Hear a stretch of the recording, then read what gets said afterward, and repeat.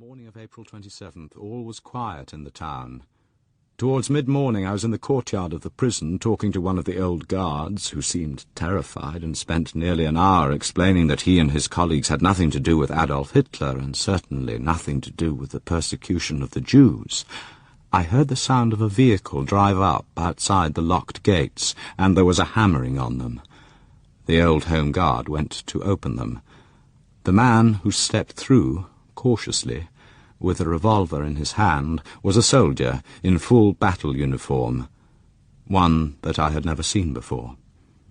He was evidently an officer, for he was accompanied by a soldier in a flat, round tin hat who carried a rifle. They just stood there in silence, looking round at the courtyard of the prison. In one corner were stacked about 50 corpses, those who had died in the past 2 weeks and whom no one had the strength to bury. Others, half alive, lay round the walls trying to soak up a little of the spring sunshine, their sores festering and stinking. The two men looked at each other, then at the 70-year-old Home Guard. He looked back, embarrassed. Then he said something he must have learned in the First World War. He said, "Hello, Tommy." The officer looked back at him, looked again round the courtyard, and said quite clearly in English, "You fucking kraut pig." And suddenly I began to cry. I do not really know how I made it back to Hamburg, but I did. I think I wanted to see if there was anything left of the old life. There wasn't. The streets where I was born and grew up had vanished in the great firestorm of the Allied bombing raids. The office where I had worked was gone. My flat. Everything. The English put me in hospital in Magdeburg for a while, but I left of my own accord and hitchhiked back home. But when I got there and saw there was nothing left, I finally, belatedly, collapsed completely. I spent a year in hospital as a patient, along with others who had come out of a place called Bergen-Belsen, and then another year working in the hospital as an orderly, looking after those who were worse than I had been. When I left there, I went to find a room in Hamburg, the place of my birth, to spend the rest of my days. The book ended with a further 2 clean white sheets of paper, evidently recently typed, which formed the epilogue. I have lived in this little room in Altona since 1947. Shortly after I came out of hospital, I began to write the story of what happened to me and to the others at Riga. But long before I had finished it, it became perfectly clear that others had survived also, others better informed and better able than I to bear witness to what was done. Hundreds of books have now appeared to describe the Holocaust, so nobody would be interested in mine. I never took it to anyone else to read. Looking back, it was all a waste of time and energy, the battle to survive, and to be able to write down the evidence when others have already done it so much better.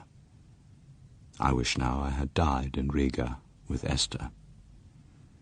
Even the last wish, to see Edward Roschmann stand before a court and to give evidence to that court about what he did, will never be fulfilled.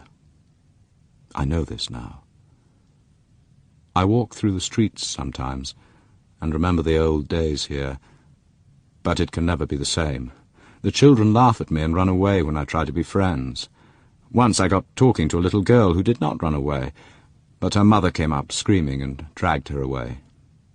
So I do not talk to many people. Once a woman came to see me. She said she was from the reparations office and that I was entitled to money. I said I did not want any money. She was very put out, insisting that it was my right to be recompensed for what was done. I kept on refusing. They sent someone else to see me, and I refused again. He said it was very irregular to refuse to be recompensed. I sensed he meant it would upset their books. But I only take from them what is due to me. When I was in the British hospital, one of their doctors asked me why I did not emigrate to Israel, which was soon to have its independence. How could I explain to him? I could not tell him that I can never go up to the land, not after what I did to Esther, my wife. I think about it often, and dream about what it must be like, but I am not worthy to go.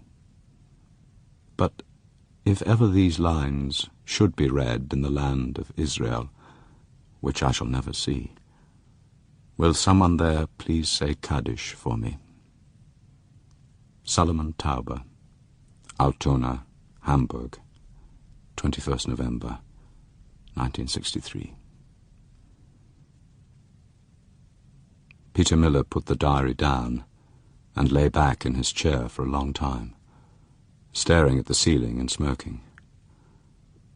Just before 5 in the morning, he heard the flat door open, and Ziggy came in from work. She was startled to find him still awake. "What are you doing up so late?" she asked. "Been reading," said Miller. Later they lay in bed as the first glint of dawn picked out the spire of St. Michaelis, Ziggy drowsy and contented like a young woman who has just been loved, Miller staring up at the ceiling, silent and preoccupied. "Penny for them," said Ziggy after a while. "Just thinking." "I know, I can tell that. What about?" "The next story I'm going to cover." She shifted and looked across at him. "What are you going to do?" she asked. Miller leaned over and stubbed out his cigarette. "I'm going to track a man down," he said. Chapter 3.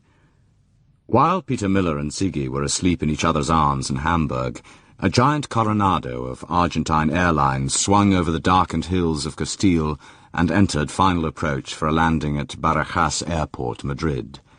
Sitting in a window seat in the third row back of the first-class passenger section was a man in his early 60s with iron-grey hair and a trim moustache. Only one photograph had ever existed of the man, showing him in his early 40s, with close-cropped hair, no moustache to cover the rat-trap mouth, and a razor-straight parting along the left side of his head. Hardly anyone of the small group of men who had ever seen that photograph would recognize the man in the airliner, his hair now growing thickly back from the forehead, without a parting. The photograph in his passport matched his new appearance. The name in that same passport identified him as Señor Ricardo Suertes, a citizen of Argentina, and the name itself was his own grim joke against the world. For suerte, in Spanish, means luck, and luck, in German, is Glück. The airline passenger that January night had been born Richard Glücks, later to become full general of the SS, head of the Reich Economic Administration main office and Hitler's Inspector General of concentration camps. On the wanted lists of West Germany and Israel, he was number 3 after Martin Bormann and the former chief of the Gestapo, Heinrich Müller. He ranked higher even than Dr. Josef Mengele, the devil doctor of Auschwitz. In the Odessa, he ranked number 2, direct deputy of Martin Bormann, on whom the mantle of the Führer had fallen after 1945. The role Richard Glücks had played in the crimes of the SS was unique, and matched only by the manner in which he managed to effect his own complete disappearance in May 1945. More even than Adolf Eichmann, Glücks had been one of the most senior masterminds of the Holocaust, and yet he had never pulled a trigger. Had an uninformed passenger been told who the man sitting next to him was, he might well have wondered why the former head of an economic administration office should be so high on the wanted list. Had he asked, he would have learned that of the crimes against humanity committed on the German side between 1933 and 1945, probably 95% can accurately be laid at the door of the SS. Of these, probably 80 to 90%, can be attributed to two departments within the SS. These were the Reich Security Main Office and the Reich Economic Administration Main Office. If the idea of an economic bureau being involved in mass murder strikes a strange note, one must understand how it was intended that the job should be done. Not only was it intended to exterminate every Jew on the face of Europe, and most of the Slavic races with them, but it was intended that the victims should pay for the privilege. Before the gas chambers opened, the SS had already carried out the biggest robbery in history. In the case of the Jews, the payment was in 3 stages. First, they were robbed of their businesses, houses, factories, bank accounts, furniture, cars, and clothes. They were shipped eastwards to the slave labour camps and the death camps, assured they were destined for resettlement, and mainly believing it, with what they could carry, usually 2 suitcases. On the camp square, these were also taken off them, along with the clothes they wore. Out of this luggage of 6 million people, thousands of millions of dollars worth of booty was extracted, for the European Jews of the time habitually travelled with their wealth upon them, particularly those from Poland and the eastern lands. From the camps, entire trainloads of gold trinkets, diamonds, sapphires, rubies, silver ingots, louis d'or, gold dollars, and banknotes of every kind and description were shipped back to the SS headquarters inside Germany. Throughout its history, the SS made a profit on its operations. A part of this profit, in the form of gold bars, stamped with the eagle of the Reich and the twin lightning symbol of the SS, was deposited towards the end of the war in the banks of Switzerland, Liechtenstein, Tangier, and Beirut, to form the fortune on which the Odessa was later based. Much of this gold still lies beneath the streets of Zurich, guarded by the complacent and self-righteous bankers of that city. The second stage of the exploitation lay in the living bodies of the victims. They had calories of energy in them, and these could profitably be used. At this point, the Jews came onto the same level as the Russians and the Poles, who had been captured penniless in the first place. Those in all categories unfit for work were exterminated as useless. Those able to work were hired out, either to the SS's own factories or to German industrial concerns like Krupp, Thyssen, von Opel, and others at 3 marks a day for unskilled workers, 4 marks for artisans. The phrase per day meant as much work as could be abstracted from the living body for as little food during a 24-hour period. Hundreds of thousands died at their place of work in this manner. The SS was a state within a state. It had its own factories, workshops, engineering division, construction section, repair and maintenance shops, and clothing department. It made for itself almost everything it could ever need, and used the slave labourers, which by Hitler's decree were the property of the SS, to do the work. The third stage of the exploitation lay in the corpses of the dead. These went naked to death, leaving behind wagon loads of shoes, socks, shaving brushes, spectacles, jackets, and trousers. They also left their hair, which was shipped back to the Reich to be turned into felt boots for the winter fighting, and their gold teeth fillings, which were yanked out of the corpses with pliers, and later melted down to be deposited as gold bars in Zurich. Attempts were made to use the bones for fertilizers, and render the body fats down for soap, but this was found to be uneconomical. In charge of the entire economic or profit-making side of the extermination of 14 million people was the Reich Economic Administration Main Office of the SS, headed by the man in seat 3B on the airliner that night. Glücks was one who preferred not to chance his arm or his lifelong liberty by returning to Germany after his escape. He had no need to. Handsomely provided for out of the secret funds, he could live out his days comfortably in South America, and still does. His dedication to the Nazi ideal remained unshaken by the events of 1945, and this, coupled with his former eminence, secured him a high and honoured place among the fugitive Nazis of Argentina, whence the Odessa was ruled. The plane landed uneventfully, and the passengers cleared customs with no problems. The fluent Spanish of the first-class passenger from row 3 caused no eyebrows to be raised, for he had long since been able to pass for a South American. Outside the terminal building he took a cab, and from long habit gave an address a block away from the Zurbaran Hotel. Paying off the cab in the centre of Madrid, he took his grip and walked the remaining 200 yards to the hotel. His reservation had been made by telex, so he checked in and went up to his room to shower and shave. It was at 9 o'clock on the dot that 3 soft knocks, followed by a pause and 2 more, sounded at his door. He opened it himself and stood back when he recognized the visitor. The new arrival closed the door behind him, snapped to attention, and flashed up his right arm, palm downwards, in the old salute. "Sieg Heil," said the man. General Glücks gave the younger man an approving nod, and raised his own right hand. "Sieg Heil," he said more softly. He waved his visitor to a seat. The man facing him was another German, a former officer of the SS, and presently the chief of the Odessa network inside West Germany.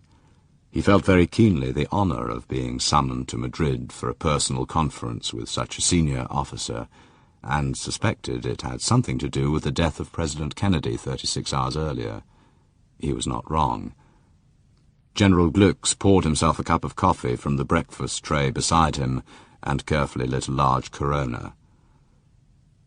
"You have probably guessed the reason for this sudden and somewhat hazardous visit by me to Europe," he said. "As I dislike remaining on this continent longer than necessary, I will get to the point and be brief."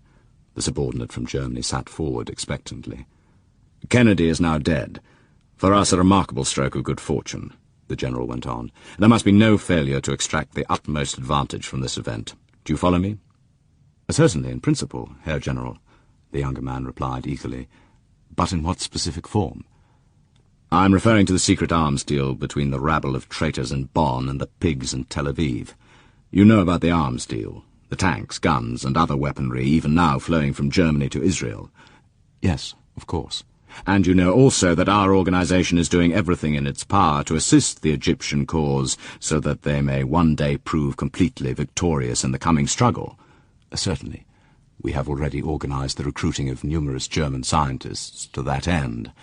General Glücks nodded. "I'll return to that later. What I was referring to was our policy of keeping our Arab friends as closely informed as possible about the details of this treacherous deal, so that they can make the strongest representations to Bonn through diplomatic channels. These Arab protests have led to the formation of a group in Germany strongly opposed to the arms deal on political grounds, because the deal upsets the Arabs. This group, mainly unwittingly, is playing our game for us, bringing pressure on the fool Erhard, even as high as cabinet level, to call off the arms deal." "Yes, I follow you, Herr General." "Good. So far, Erhard has not called off the arms shipments, but he has wavered several times. For those who wish to see the German-Israeli arms deal completed, the main argument to date has been that the deal is supported by Kennedy, and what Kennedy wants, Erhard gives him." "Yes, that's true. But Kennedy is now dead." The younger man from Germany sat back, his eyes alight with enthusiasm, as the new state of affairs opened up its perspectives to his mind. The SS general flicked an inch of ash from the cigar into the coffee cup, and jabbed the glowing tip at his subordinate. "For the rest of this year, therefore, the main plank of political action within Germany that our friends and supporters must undertake will be to whip up public opinion on as wide a scale as possible against the arms deal and in favour of Germany's true and traditional friends, the Arabs." Yes, that can be done." The younger man was smiling broadly. "Certain contacts we have in the government of Cairo will ensure a constant stream of diplomatic protests through their own and other embassies," the general continued. "Other Arab friends will ensure demonstrations by Arab students and German friends of the Arabs. Your job will be to coordinate press publicity through the various pamphlets and magazines we secretly support, advertisements taken in major newspapers and magazines, lobbying of civil servants close to government and politicians who must be persuaded to join the growing weight of opinion against the arms deal." The younger man's brow furrowed. "It's very difficult to promote feelings against Israel in Germany today," he murmured. "There need be no question of that," said the other tartly. "The angle is simple. For practical reasons, Germany must not alienate 80 million Arabs with these foolish, supposedly secret arms shipments. Many Germans will listen to that argument, particularly diplomats. Known friends of ours in the Foreign Office can be enlisted.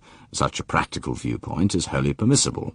Funds, of course, will be made available. The main thing is, with Kennedy dead and Johnson unlikely to adopt the same internationalist, pro-Jewish outlook, Erhard must be subjected to constant pressure at every level, including his own cabinet, to shelve this arms deal. If we can show the Egyptians that we have caused foreign policy in Bonn to change course, our stock in Cairo must inevitably rise sharply." The man from Germany nodded several times, already seeing his plan of campaign taking shape before him. "It shall be done," he said. "Excellent," replied General Glücks. The man in front of him looked up. "Herr General, you mentioned the German scientists now working in Egypt." "Ah, yes, I said I would return to them later. They represent the second prong of our plan to destroy the Jews once and for all. You know about the rockets of Helwan, of course." "Yes, sir, at least the broad details. "But not what they are really for." "Well, I assumed, of course, that they would be used to throw a few tons of high explosive onto Israel." General Glücks smiled broadly. "You could not be more wrong. However, I think the time is ripe to tell you why these rockets and the men who build them are in truth so vitally important." General Glücks leaned back, gazed at the ceiling, and told his subordinate the real story behind the rockets of Helwan. In the aftermath of the war, when King Farouk still ruled Egypt, thousands of Nazis and former members of the SS had fled from Europe and found a sure refuge along the sands of the Nile. Among those who came were a number of scientists. Even before the coup d'etat that dislodged Farouk, 2 German scientists had been charged by Farouk with the first studies for the eventual setting up of a factory to manufacture rockets. This was in 1952, and the 2 professors were Paul Goerke and Rolf Engel. The project went into abeyance for a few years after Gamal Abdel Nasser took power, but after the military defeat of the Egyptian forces in the 1956 Sinai campaign, the new dictator of Egypt swore an oath. He vowed that one day Israel would be totally destroyed. In 1961, when he got Moscow's final no to his requests for heavy rockets, the Goerke-Engel project for an Egyptian rocket factory was revitalized with a vengeance, and during this year, working against the clock and without rein on their expenditure of money, the German professors and the Egyptians built and opened Factory 333 at Helwan, north of Cairo. To open a factory is one thing, to design and build rockets is another. Long since, the senior supporters of Nasser, mostly with pro-Nazi backgrounds stretching back to the Second World War, had been in close contact with the Odessa representatives in Egypt. From these came the answer to the Egyptians' main problem, the problem of acquiring the scientists necessary to make the rockets. Neither Russia, America, Britain nor France would supply a single man to help.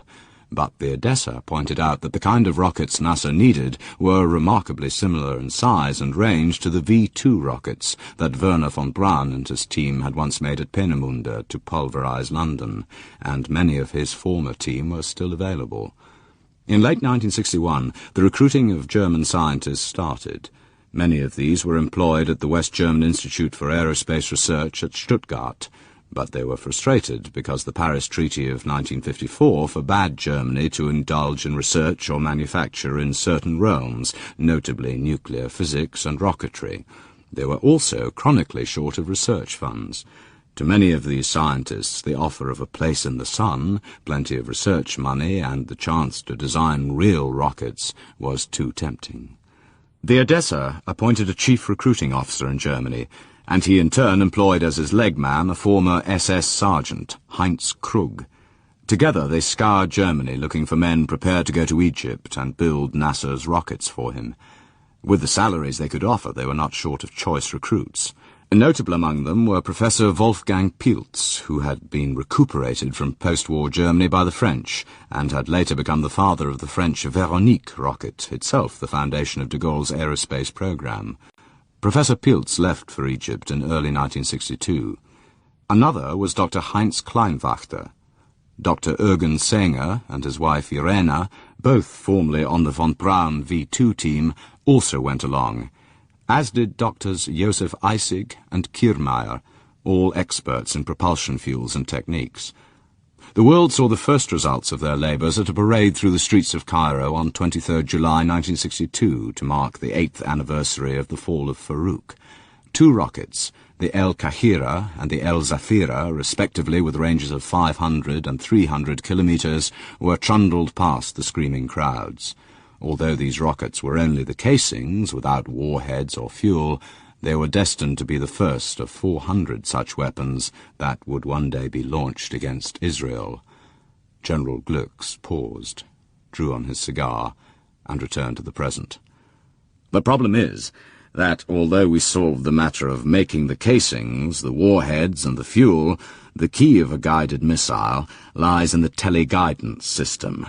He stabbed his cigar in the direction of the West German, and that was what we were unable to furnish to the Egyptians, he went on. By ill luck, although there were scientists and experts in guidance systems working at Stuttgart and elsewhere, we could not persuade one of them of any value to emigrate to Egypt. All the experts sent out there were specialists in aerodynamics, propulsion, and the design of warheads, but we had promised Egypt that she would have her rockets, and have them she will. President Nasser is determined there will one day be war between Egypt and Israel, and war there will be. He believes his tanks and soldiers alone will win for him. Our information is not so optimistic. They might not, despite their numerical superiority. But just think what our position would be if, when all the Soviet weaponry bought at a cost of billions of dollars had failed, it turned out to be the rockets provided by the scientists recruited through our network which won the war. Our position would be unassailable.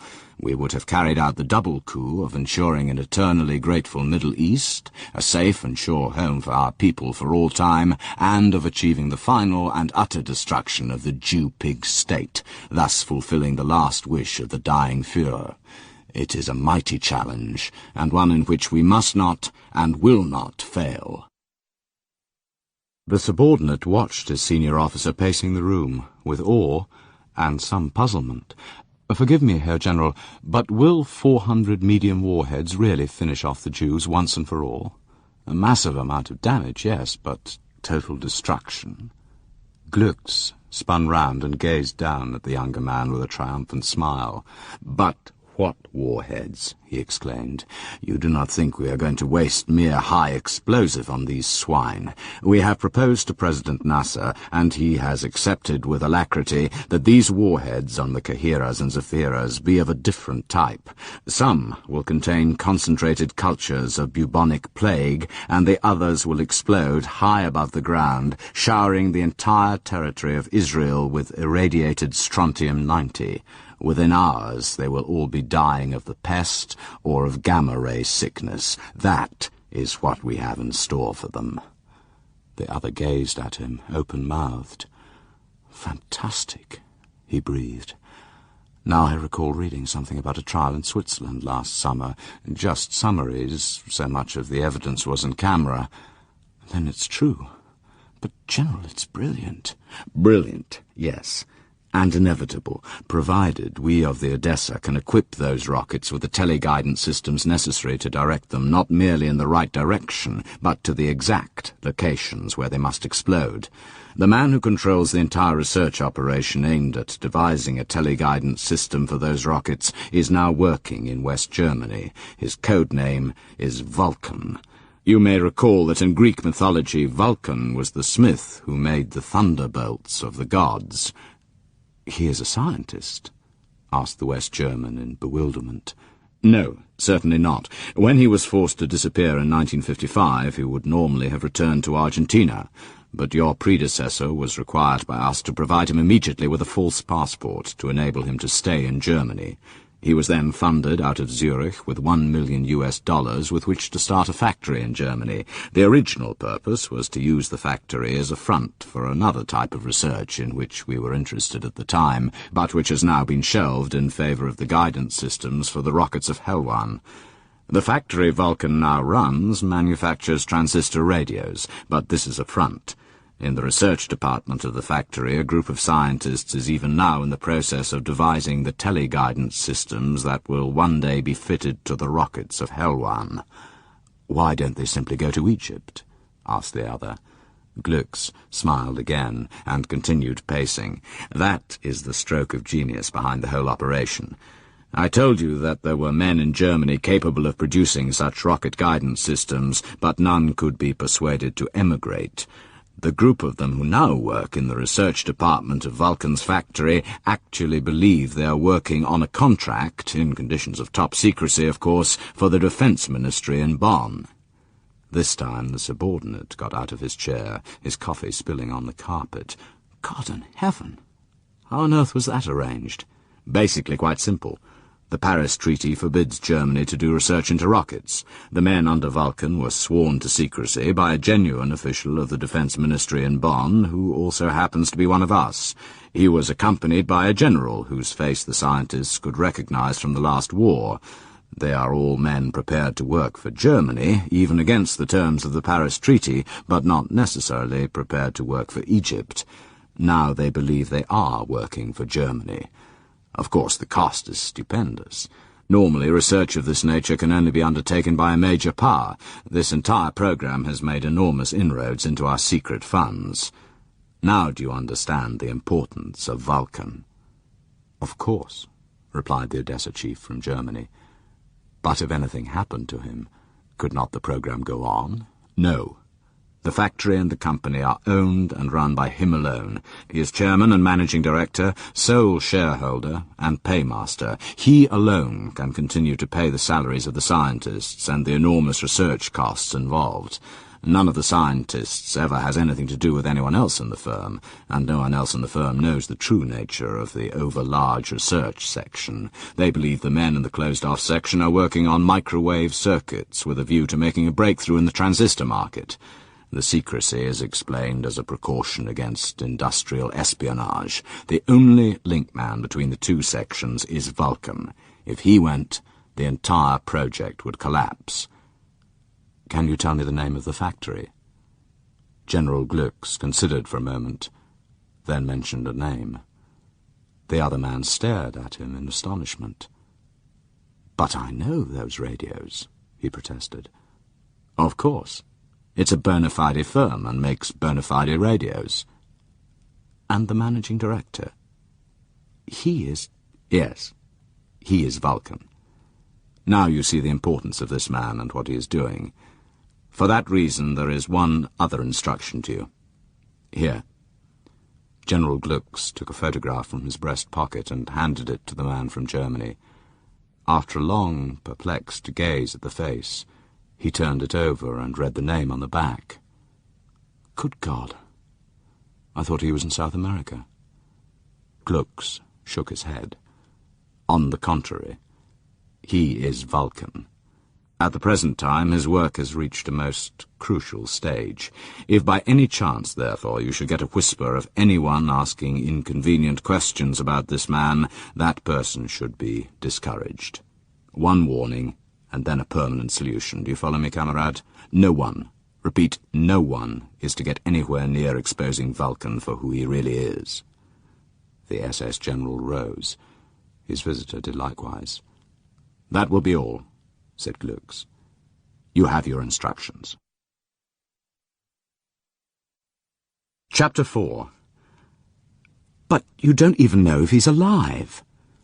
Peter Miller and Karl Brandt were sitting side by side in Miller's car outside the house of the detective inspector, where Miller had traced him over Sunday lunch on his day off. "No, I don't. So that's the first thing I have to find out. If Rochman's dead, obviously that's the end of it. Can you help me?" Brandt considered the request, then slowly shook his head. "No, sorry, I can't." "Why not?" "Look, I gave you that diary as a favour, just between us, because it shocked me, because I thought it might make a story for you. But I never thought you were going to try and track Rochman down. Why can't you just make a story out of the finding of the diary?" "Because there's no story in it," said Miller. "What am I supposed to say? Surprise, surprise, I've found a loose-leaf folder in which an old man who just gassed himself describes what he went through during the war. You think any editor's going to buy that? I happen to think it's a horrifying document, but that's just my opinion.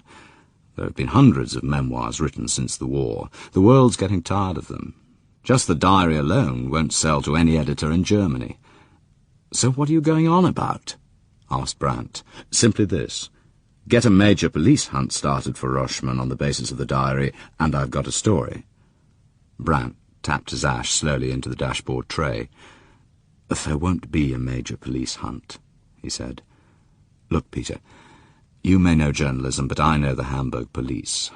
Our job is to keep Hamburg crime-free now, in 1963. Nobody's going to start detaching overworked detectives to hunt a man for what he did in Riga 20 years ago. It's not on. But you could at least raise the matter, said Miller. Brandt shook his head. No, not me. Why not? What's the matter? Because I don't want to get involved. You're all right. You're single, unattached. You can go off chasing will-o'-the-wisps if you want. I've got a wife and 2 kids and a good career, and I don't intend to jeopardize that career. Why should this jeopardize your career with the police? Rochman's a criminal, isn't he? Police forces are supposed to hunt criminals. Where's the problem? Brandt crushed out his stub. It's difficult to put one's finger on, but there's a sort of attitude in the police, nothing concrete, just a feeling. And that feeling is that to start probing too energetically into the war crimes of the SS can do a young policeman's career a power of no good. Nothing comes of it anyway. The request would simply be denied, but the fact that it was made goes into a file. Then bang goes your chance of promotion. Nobody mentions it, but everyone knows it. So if you want to make a big issue out of this, you're on your own. Count me out. Miller sat and stared through the windscreen. All right, if that's the way it is, he said at length. But I've got to start somewhere. Did Tauber leave anything else behind when he died? Well, there was a brief note. I had to take it and include it in my report on the suicide. By now it will have been filed away, and the file's closed. What did it say? Asked Miller. Not much, said Brandt. He just said he was committing suicide. Oh, there was one thing. He said he left his effects to a friend of his, a Herr Marx. Well, that's a start. Where's this Marx? How the hell should I know? Said Brandt. You mean to say that's all the note said? Just Herr Marx, no address? Nothing, said Brandt. Just Marx. No indication where he lives. Well, he must be around somewhere. Didn't you look for him? Brandt sighed. Will you get this through your head? We are very busy in the police force. Have you any idea how many Marxes there are in Hamburg? Hundreds in the telephone directory alone. We can't spend weeks looking for this particular Marx. Anyway, what the old man left wasn't worth 10 pfennigs. That's all, then? Asked Miller. Nothing else? Not a thing. If you want to find Marx, you're welcome to try. Thanks. I will, said Miller. The 2 men shook hands, and Brandt returned to his family lunch table. Miller started the next morning by visiting the house where Tauber had lived. The door was opened by a middle-aged man wearing a pair of stained trousers, supported by string, a collarless shirt open at the neck, and 3 days' stubble round his chin. Morning. Are you the landlord? The man looked Miller up and down and nodded. He smelled of cabbage. There was a man gassed himself here a few nights back, said Miller. Are you from the police? No, the press. Miller showed the man his press card. I ain't got nothing to say. Miller eased a 10-mark note without too much trouble into the man's hand. I only want to look at his room. I've relet it. What did you do with the stuff? It's in the backyard. Nothing else I could do with it. The pile of junk was lying in a heap under the thin rain. It still smelt of gas. There was a battered old typewriter, 2 scuffed pairs of shoes, an assortment of clothes, a pile of books, and a fringed white silk scarf that Miller assumed must be something to do with the Jewish religion. He went through everything in the pile, but there was no indication of an address book, and nothing addressed to Marx. Is that the lot? He asked. That's the lot, said the man, regarding him sourly from the shelter of the back door. Do you have any tenant by the name of Marx? Nope. Do you know of any Marks? Nope. Did old Tauber have any friends? Not that I knew of. Kept himself to himself. Came and went at all hours, shuffling about up there. Balmy, if you ask me. But he paid his rent regular. Didn't cause no trouble. Ever seen him with anybody? Out in the street, I mean. Nope, never. Didn't seem to have any friends. Not surprised the way he kept mumbling to himself. Balmy. Miller left and started asking up and down the street. Most people remembered seeing the old man shuffling along, head down, wrapped in an ankle-length greatcoat, head covered by a woolen cap, hands in woolen gloves from which the fingertips protruded. For 3 days he quartered the area of streets where Tauber lived, checking through the dairy, the greengrocer, the butcher, the hardware store, the beer bar, the tobacconist, intercepting the milkman and the postman. It was Wednesday afternoon when he found the group of urchins playing football up against the warehouse wall. "What, that old Jew? Mad Solly?" said the leader of the group in answer to his question. The rest gathered round. "That's the one," said Miller. "Mad Solly." "He was balmy," said one of the crowd. "He used to walk like this." The boy hunched his head into his shoulders, hands clutching his jacket round him, and shuffled forward a few paces, muttering to himself and casting his eyes about. The others dissolved in laughter, and one gave the impersonator a heavy shove, which sent him sprawling. "Anyone ever see him with anyone else?" asked Miller. "Talking with anyone else? Another man?" "What you want to know for?" asked the leader suspiciously. "We didn't do him no harm." Miller flicked a 5-mark coin idly up and down in one hand. 8 pairs of eyes watched the silver glitter of the spinning coin. 8 heads shook slowly. Miller turned and walked away. "Mister?" He stopped and turned round. The smallest of the group had caught up with him. "I seen him once with a man. Talking they was. Sitting and talking." "Where was that?" "Down by the river. On the grass bank along the river. There's some benches there. They were sitting on a bench talking."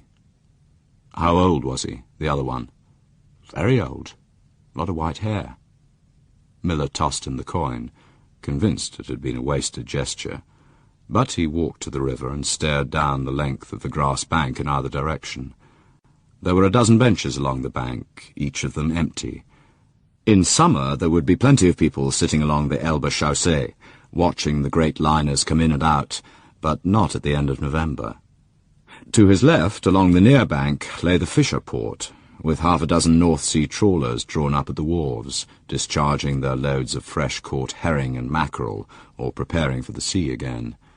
As a boy, he had returned to the shattered city from a farm in the country where he had been evacuated during the bombing and had grown up amid the rubble and the ruins. His favourite playing place had been this fisher port along the river at Altona. He liked the fishermen, gruff, kindly men who smelt of tar and salt and shag tobacco. He thought of Eduard Roschmann in Riga and wondered how the same country could produce them both. His mind came back to Tauber and went over the problem again. Where could he possibly have met his friend Marks? He knew there was something missing, but could not put his finger on it. It was not until he was back in his car and had stopped for petrol close to Altona railway station that the answer came. As so often, it was a chance remark. The pump attendant pointed out that there had been a price increase in top-grade petrol, and added, just to make conversation with his customer, that money went less and less far these days. He went to get the change and left Miller staring at the open wallet in his hand. Money. Where did Tauber get his money? He didn't work. He refused to accept any compensation from the state of Germany, yet he paid his rent regularly and must have had something left over with which to eat. He was 56 years old, so he could not have an old-age pension, but he could well have had a disability pension. Probably did. Miller pocketed his change, gunned the Jaguar to life, and drove round to Altona post office. He approached the grill marked "Pensions." "Can you tell me when the pensioners collect their money?" he asked the fat lady behind the grill. "Last day of the month, of course," she said. "And that will be Saturday, then, except at weekends. This month it will be Friday, the day after tomorrow." "Does that include those with disability pensions?" he asked. "Anyone who's entitled to a pension collects it on the last day of the month." "Here, at this grill?" "If the person lives in Altona, yes," replied the woman. "At what time?" From opening time onwards. Thank you. Miller was back on Friday morning, watching the queue of old men and women begin to filter through the doors of the post office when it opened. He positioned himself against the wall opposite, watching the direction they took as they departed. Many had white hair, but most wore hats against the cold. The weather had turned dry again, sunny but chill. Just before 11, an old man with a shock of white hair like candy floss came out of the post office, counted his money to make sure it was all there, put it in his inside pocket, and looked round as if searching for someone. After a few minutes he turned and began to walk slowly away. At the corner he looked up and down again, then turned down Museum Street in the direction of the river bank. Miller eased himself off the wall and followed him. It took the old man 20 minutes to get the half-mile to the Elbe Chaussee. Then he turned up the bank, crossed the grass, and settled himself on a bench. Miller approached slowly from behind. "Herr Marx?" The old man turned as Miller came round the end of the bench. He showed no surprise, as though he was often recognized by complete strangers. "Yes," he said gravely. "I am Marx." "My name is Miller." Marx inclined his head gravely in acceptance of this news. "Are you, waiting for Herr Tauber?" "Yes, I am," said the old man without surprise. "May I sit down?" "Please." Miller sat beside him, so they both faced towards the river Elbe. A giant dry cargo ship, the Kotamaru, out of Yokohama, was easing downriver on the tide. "I'm afraid Herr Tauber is dead." The old man stared at the passing ship. He showed neither grief nor surprise, as if such news was brought frequently. Perhaps it was. "I see," he said. Miller told him briefly about the events of the previous Friday night. "You don't seem surprised that he killed himself." "No," said Marx. "He was a very unhappy man." "He left a diary, you know." "Yes, he told me once about that." "Did you ever read it?" asked Miller. "No, he never let anybody read it, but he told me about it." "It described the time he spent in Riga during the war." "Yes, he told me he was in Riga." "Were you in Riga too?" The man turned and looked at him with sad old eyes. "No, I was in Dachau." "Look, Herr Marx, I need your help. In his diary your friend mentioned a man, an SS officer, called Roschmann, Captain Eduard Roschmann. Did he ever mention him to you?" "Oh, yes. He told me about Roschmann. That was really what kept him alive, hoping one day to give evidence against Roschmann." "That's what he said in his diary. I read it after his death. I'm a press reporter. I want to try and find Roschmann, bring him to trial. Do you understand?" "Yes." "But there's no point if Roschmann is already dead. Can you remember if Herr Tauber ever learned whether Roschmann was still alive and free?" Marx stared out at the disappearing stern of the Kotamaru for several minutes. "Captain Roschmann is alive," he said simply. "And free." Miller leaned forward earnestly. "How do you know?" "Because Tauber saw him." "Yes, I read that. It was in early April 1945. Marx shook his head slowly. "No, it was last month." For several more minutes there was silence, as Miller stared at the old man, and Marx stared out to the water. "Last month," repeated Miller at length. "Did he say how he saw him?" Marx sighed, then turned to Miller. "Yes, he was walking late at night, as he often used to do when he could not sleep. He was walking back home past the State Opera House just as a crowd of people started to come out. He stopped as they came to the pavement. He said they were wealthy people, the men in dinner jackets, the women in furs and jewels.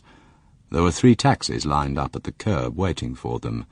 The commissionaire held the passers-by back so they could climb in, and then he saw Rochman. In the crowd of opera-goers? Yes. He climbed into a taxi with 2 others, and they drove off. Now listen, Herr Marx, this is very important. Was he absolutely sure it was Rochman? Yes. He said he was. But it was 19 years since he last saw him. He must have changed a lot. How could he be so sure? He said he smiled. He what? He smiled. Rochman smiled. That is significant. Marx nodded several times. He said, once you had seen Rochman smile that way, you never forgot it. He could not describe the smile, but just said he would recognize it among 1,000,000 others anywhere in the world. I see. Do you believe him? Yes. Yes, I believe he saw Rochman. All right, let's accept that I do too. Did he get the number of the taxi? No. He said his mind was so stunned he just watched it drive away. Damn, said Miller. It probably drove to a hotel. If I had the number, I could ask the driver where he took that party. When did Herr Tauber tell you all this? Last month, when we picked up our pensions. Here, on this bench. Miller stood up and sighed. You must realize that nobody would ever believe his story. Marx shifted his gaze off the river and looked up at the reporter. Oh, yes, he said softly. He knew that. You see, that was why he killed himself. That evening, Peter Miller paid his usual weekend visit to his mother, and, as usual, she fussed over whether he was eating enough, the number of cigarettes he smoked in a day, and the state of his laundry. She was a short, plump, matronly person in her early 50s who had never quite resigned herself to the idea that all her only son wanted to be was a reporter. During the course of the evening, she asked him what he was doing at the moment. Briefly, he told her, mentioning his intention to try to track down the missing Edouard Rochman. She was aghast. Peter ate away stolidly, letting the tide of reproach and recrimination flow over his head. It's bad enough you always having to go about covering the doings of those nasty criminals and people, she was saying, without going and getting mixed up with those Nazi people. I don't know what your dear father would have thought. I really don't. A thought struck him. Mother? Yes, dear? During the war, those things that the SS did to people in the camps, did you ever suspect? Did you ever think that it was going on? She busied herself furiously, tidying up the table. After a few seconds she spoke. Horrible things. Terrible things. The British made us look at the films after the war. I don't want to hear any more about it. She bustled out. Peter rose and followed her into the kitchen. You remember in 1950 when I was 16, and I went to Paris with a school party? She paused, filling the sink for the washing up. Yes, I remember. And we were taken to see a church called the Sacré-Cœur, and there was a service just finishing, a memorial service for a man called Jean Moulin. Some people came out, and they heard me speaking German to another boy. One of the group turned and spat at me. I remember the spittle running down my jacket. I remember I came home later and told you about it. Do you remember what you said? Mrs. Miller was furiously scouring the dinner plates. You said the French were like that. Dirty habits, you said. Well, they have. I never did like them. Look, Mother, do you know what we did to Jean Moulin before he died? Not you, not Father, not me, but us, the Germans, or rather the Gestapo, which for millions of foreigners seems to be the same thing. I'm sure I don't want to hear. Now, that's enough of that. Well, I can't tell you because I don't know. Doubtless it's recorded somewhere, but the point is I was spat on, not because I was in the Gestapo, but because I'm a German. And you should be proud of it. Oh, I am. Believe me, I am. But that doesn't mean I've got to be proud of the Nazis and the SS and the Gestapo. Well, nobody is. But it won't get better for keeping talking about it. She was flustered, as always when he argued with her, drying her hands on the dish towel before bustling back into the sitting room. He trailed after her. Look, Mother, try to understand. Until I read that diary, I never even asked precisely what it was we were all supposed to have done. Now at least I'm beginning to understand. That's why I want to find this man, this monster, if he's still about. It's right that he should be brought to trial." She sat on the settee, close to tears. "Please, Peterkin, leave them alone. Just don't keep probing into the past. It won't do any good. It's over now. Over and done with. It's best forgotten." Peter Miller was facing the mantelpiece, dominated by the clock and the photograph of his dead father. He was wearing his captain's uniform of the army, staring out of the frame with the kind, rather sad smile that Miller remembered of him. It was taken before he returned to the front after his last leave. Peter remembered his father with startling clarity, looking at his photograph 19 years later as his mother asked him to drop the Rochman inquiry. He could remember before the war, when he was 5 years old, and his father had taken him to Hagenbeck Zoo and pointed out all the animals to him, one by one, patiently reading the details off the little tin plaques in front of each cage to reply to the endless flow of questions from the boy. He could remember how he came home after enlisting in 1940, and how his mother had cried, and how he had thought how stupid women are to cry over such a wonderful thing as having a father in uniform. He recalled the day in 1944 when he was 11 years old, and an army officer had come to the door to tell his mother that her war-hero husband had been killed on the Eastern Front. Besides, nobody wants these awful exposures anymore, nor these terrible trials that we keep having with everything dragged out into the open again. Nobody's going to thank you for it, even if you do find him. They'll just point to you in the street. I mean, they don't want any more trials. Not now. It's too late. Just drop it, Peter, please, for my sake. He remembered the black-edged column of names in the newspaper, the same length as every day, but different that day in late October. For halfway down was the entry, "Fallen for Führer and Fatherland. Miller, Irwin, Captain, on October 11th, in Ostland." And that was it. Nothing else. No hint of where, or when, or why. Just one of tens of thousands of names pouring back from the east to fill the ever-lengthening black-edged columns until the government had ceased to print them because they destroyed morale. "I mean," said his mother behind him, "you might at least think of your father's memory. You think he'd want his son digging around into the past, trying to drag up another war crimes trial? Do you think that's what he'd want?" Miller spun round and walked across the room to his mother, placed both hands on her shoulders and looked down into her frightened, china-blue eyes. He stooped and kissed her lightly on the forehead. "Yes, Mutti," he said. "I think that's exactly what he'd want." He let himself out, climbed into his car, and headed back into Hamburg, his anger seething inside him. Everyone who knew him, and many who did not, agreed Hans Hoffmann looked the part. He was in his late 40s, boyishly handsome, with carefully styled greying hair, cut in the latest trendy fashion, and manicured fingers. His medium-grey suit was from Savile Row. His heavy silk tie was from Cardin. There was an air of expensive good taste, of the kind money can buy, about him. If looks had been his only asset, he would not have been one of West Germany's wealthiest and most successful magazine publishers. Starting after the war with a hand-operated press, turning out handbills for the British occupation authorities, he had founded in 1949 one of the first weekly picture magazines. His formula was simple: tell it in words and make it shocking, then back it up with pictures that made all competitors look like novices with their first box brownie. It worked. His chain of 8 magazines, ranging from love stories for teenagers to the glossy chronicle of the doings of the rich and sexy, had made him a multimillionaire.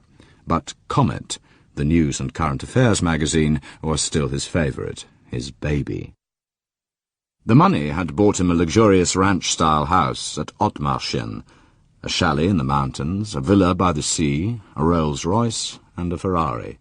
Along the way he had picked up a beautiful wife, whom he dressed from Paris, and 2 handsome children he seldom saw. The only millionaire in Germany whose succession of young mistresses, discreetly maintained and frequently exchanged, were never photographed in his gossip magazine, was Hans Hoffmann. He was also very astute. That Wednesday afternoon, he closed the cover of the diary of Salomon Tauber after reading the preface, leaned back, and looked at the young reporter opposite. "All right. I can guess the rest. What do you want?"